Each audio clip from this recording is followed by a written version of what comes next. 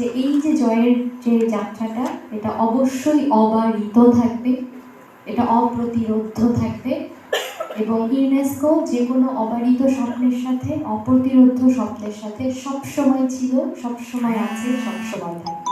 আমরা যদি ইয়ালাপিকে গেলাম, ইয়ালাপিকে আমাদের মূল চ্যালেঞ্জটা ছিল আমাদের কাছে কোনো পানি ছিল না, মানে চারদিকে ওই যে ছিল গল্পের মতো, মানে চারদিকে পানি কিন্তু আমি কোনো পানি, আমার কাছে কোনো খাওয়ার মতো পানি নেই, সেরকম ছিল। সমস্ত কিছু ফ্রোজেন হয়ে আছে। আমাদের যত গ্যাস ছিল সব গ্যাস দিয়ে আমরা চেষ্টা করছিলাম ফ্রোজেন আইসগুলোকে পানি করে একটু খাওয়ার জন্য, কিন্তু সেই পানিটুকু আমাদের কাছে ছিল না। এই অবস্থায় আমরা সামিট পুশ করলাম ইয়ালাপিকে, আপনারা যে দেখেছেন প্রথম সামিটটা, এবং সেই দিন আমাদের মূল চ্যালেঞ্জ ছিল যে খাওয়া এবং পানি ছাড়া আমরা সামিটে যাচ্ছি। একটা পর্যায়ে আমার যারা টিমমেট দুজন ছিলেন তারা বেশ ভেঙে পড়েছে, আপনারা দেখেছেন তারা একটু আবেগাপ্লুতই হয়ে পড়েছেন যে এত শারীরিক কষ্ট করতে হয়েছে। মানে আগের দিন আমরা একটুখানি যে খাবার খেয়েছিলাম, নিজে থেকে রাইস নিয়ে এসেছিলাম, সেটা খেয়েছি, পরের দিন কোনো পানি নেই, কোনো খাবার নেই, এই অবস্থায় 5500 মিটার ক্লাইম্ব করা এবং ফিরে আসা।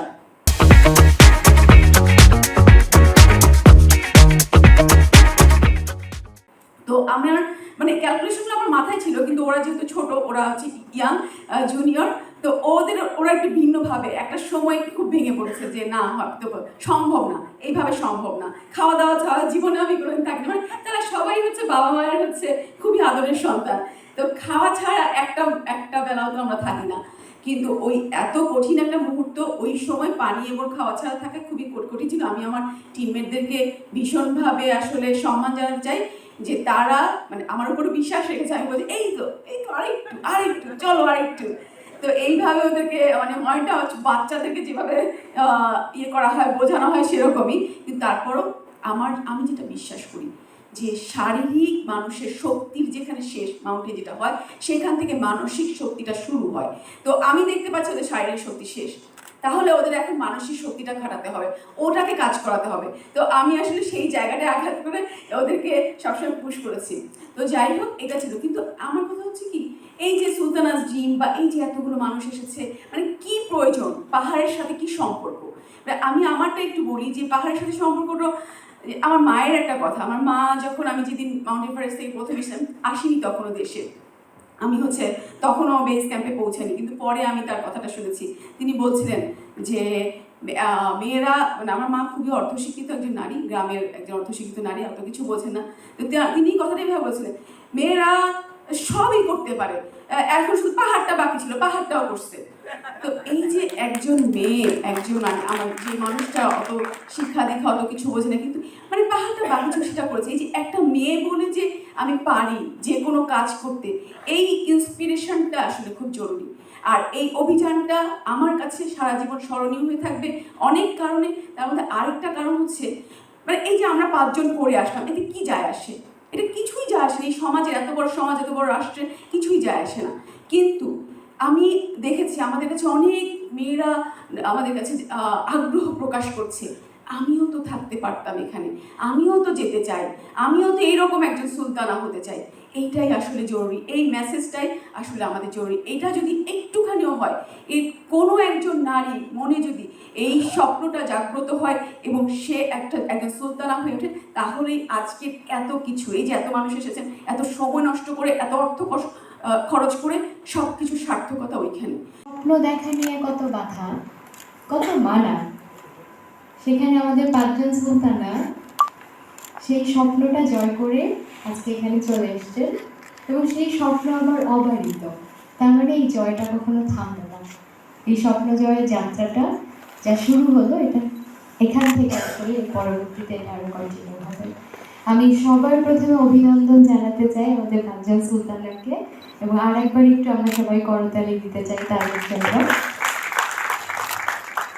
আমার আজকে মনে হচ্ছিল যে খুব খুশি হতাম যদি পুরো অডিটোরিয়াম জুড়ে ওনাদের মতো এরকম আরো অনেক সুলতানা বসে থাকতেন, এবং আমি বিশ্বাস করি যে পরের বছর বা পরের সময়গুলোতে আমরা যদি এক্সপেডিশন নিয়ে আবার সামনে আগাতে যাই বা অন্য যে কোনো জায়গাতে সুলতানার স্বপ্ন অবারিত এই অনুপ্রেরণা নিয়ে আগাতে চাই, আমি বিশ্বাস করি আমাদের সাথে সারা বাংলাদেশ থেকে শুধু না, সারা বিশ্ব থেকে আমরা সব প্রান্ত থেকে অনেক সুলতানাদেরকে দেখতে পারবো। যারা এই স্বপ্নের সাথে এই স্বপ্নের পথে হাঁটবেন এবং এটা জয় করবেন। শুধু ভালোভাবে সুস্থভাবে না, বাংলাদেশের পতাকাটাকে একদম চূড়ায় নিয়ে গিয়ে আমাদের স্বপ্নগুলোকে পতাকার মতো মেলে ধরে পট পট সাউন্ড করে সবাইকে জানিয়ে দিয়েছে যে উই হ্যাভ ডান ইট। আমরা একটা জয় করেছি, আমরা সুস্থভাবে, আমরা সাফল্যের সাথে এবং সবাইকে জানান দিয়ে ওই স্বপ্নটা জয় করে আমরা নিয়ে এসেছি। আমি চাচ্ছিলাম না আমার জন্য টিমের কোনো ক্ষতি হোক। তো আপু বারবার বলছিল যে অর্পিতা পাহাড়ে যে কোনো সময় যায়, যে কারো কিছু হইতে পারে, সেটা সে যত বড় হোক, যত এক্সপিরিয়েন্স হোক বা এক্সপিরিয়েন্স না থাকুক। তো বলতে পরে গিয়ে দেখছি আর চোখে দেখছি না, তখন আপু আমার প্রতি আসলে ওই যে আপু বলছিল না আমরা সবাই মায়ের কোল থেকে বা আদরে খুব, তো ওই আদরের জায়গা থেকে আপু আমাকে এমনভাবে মোটিভেট করেছিল, আমার মনে হয়েছিল যে ইনস্ট্যান্ট আমার মা থাকলেও আমাকে এই কথাটা বলতো। কারণ ওই কালা পাহাড়ের সময় আমার মা আমাকে ফোন করে বলেছিল যে আরেকটু পুশ করলে কি হইতো, আমাকে ফোন দিতে, আমি তোকে মোটিভেট করতাম। আপু এই জায়গাটা আমাকে খুব মোটিভেট করে শেষ পর্যন্ত শেষ করতে পেরেছিলাম। 4840 মিটার ছিল। মানুষের যে হচ্ছে এনার্জি থাকে, সেই এনার্জিটা চাইতে বড় এনার্জি হচ্ছে মনের এনার্জি, যে আমি পারবো। সেই সাথে হচ্ছে পিছন থেকে একজন বলা যে তুমি পারবা, যাও। এই জিনিসটা যখন কেউ বলে, এই যে যমুনা নদী সাঁতরানো, ইয়ালা পিকের 300 মিটার নিচের থেকে চলে আসা মানুষকে পিকে দাঁড় করায় দেওয়া, এই জিনিসগুলো আসলে পুশ করার মতো কেউ না থাকলে হয় না। একজন যে মেন্টর, আমি ট্র্যাক উইথ নিশাদ 2023-এর মেন্টি ছিলাম, সেই জায়গা থেকে আমার হচ্ছে 2023-এও আপুর সাথে আমাদাবলাম বেস ক্যাম্পে যাওয়া হয়েছে। আর সেই আমাদাবলাম বেস ক্যাম্প থেকে ডাইরেক্ট উইন্টার এক্সপিডিশনে চলে যাওয়ার মতো যে অর্জন, সেটা আমার কাছে মনে হয় এই হিমালয় যাত্রায় আমার সবচেয়ে বড় অর্জন। আর এরকম একটা প্রজেক্টে কাজ করতে পারা, এটা তো আরও বেশি অর্জন। আর একটা বিষয়, যেহেতু আমাদের উইন্টার সুলতানা's ড্রিমে কিন্তু একটা স্বপ্ন সুলতানা দেখেছে যে মেয়েরা উড়োজাহাজ চালাবে, সব কিছুতে মেয়েরা থাকবে। তো তখন আমাদের মনে ছিল যে না, সুলতানা's ড্রিম কিন্তু কাম ট্রু, মানে রিয়েলি এটা হ্যাপেন, যে মেয়েরা এখন সব কিছুতে আছে, এমন কোনো জায়গা নেই যেখানে মেয়েদের দেখা যায় না। তারপর আমরা যখন হিমালয় অভিযান শুরু করি, আর সবসময় আমার হিমালয় অভিযানে বিশেষ করে মেয়েরা যদি যায় তখন একটা কথা মনে পড়ে, নিশাতাপুরা 2005 সালে যখন 5টা মেয়ে এভারেস্ট বেস ক্যাম্পে গিয়েছিল, তখন নাকি অনেকে বলেছিল যে 5টা মেয়েকে একা একা ছেড়ে দিলেন, মানে ওই টিমের যারা বড়রা ছিল, মানে 5টা মেয়ে একা একা। এটা খুব মজার ছিল যে কোনো ছেলে যায়নি দেখে সেখানে মেয়েরা একা একা হয়ে গেছে। তো আমাদের এই জার্নিটাতে মাস্টার কার্ডের কাছে ভীষণভাবে আমরা কৃতজ্ঞ, কারণ মাথায় যখন ফিনান্সিয়াল প্ল্যানটা থাকে, মানে ফিনান্সিয়াল আমাদের একটা চাপ থাকে, তখন আমাদের মানে অভিযানের দিকে ফোকাস করব না আমরা ওই দিকটাতে ফোকাস করব, এইটা থাকে। যেহেতু মাস্টার কার্ড আমাদের পৃষ্ঠপোষকতা হিসেবে ছিল, আমাদের জন্য জার্নিটা অনেক বেশি স্মুথ হয়ে গেছে। এই যে দলটি, যেটা আমার শুরুতে আমি বলেছিলাম যে রোকেয়ার একটা অপ্রকাশিত রচনা ছিল কুকুমন ডুকের হিমালয় দর্শন। রোকেয়া তার দার্জিলিং ভ্রমণের পরে লেখাটা লিখেছিলেন এবং বলছিলেন যে বাংলাদেশের শিওরে হিমালয়, কিন্তু খুব কম বাঙালি হিমালয় দেখতে যায়। তো এটা তো হিমালয় দর্শনটাই তখন হচ্ছিল না, আর নারীদের প্রশ্নটাও তখন ছিল না। কিন্তু আজকে যেটা হলো সেটা পঞ্চকন্যার হিমালয় বিজয়, এবং এই পঞ্চকন্যা তারা যেটা বলেছে তারা সুলতানা's ড্রিম টিম। তো এই সব মিলিয়ে যে এই যে সুলতানা স্বপ্নের রিকগনিশন, সেটা যে পল্লবিত হচ্ছে। আর সেখানে আরেকটি কথাও আমরা আলোচনা করেছিলাম নিশাতের সঙ্গে, রেখার সঙ্গে কথা হয়েছে। রেখা তো সিরাজগঞ্জ থেকে পদযাত্রাটা শুরু করবে। তো এই যে 30টা পাঠাগারের কাজ করছে, রংপুরের একটা পাঠাগারকেও আমরা অন্তর্ভুক্ত করেছি।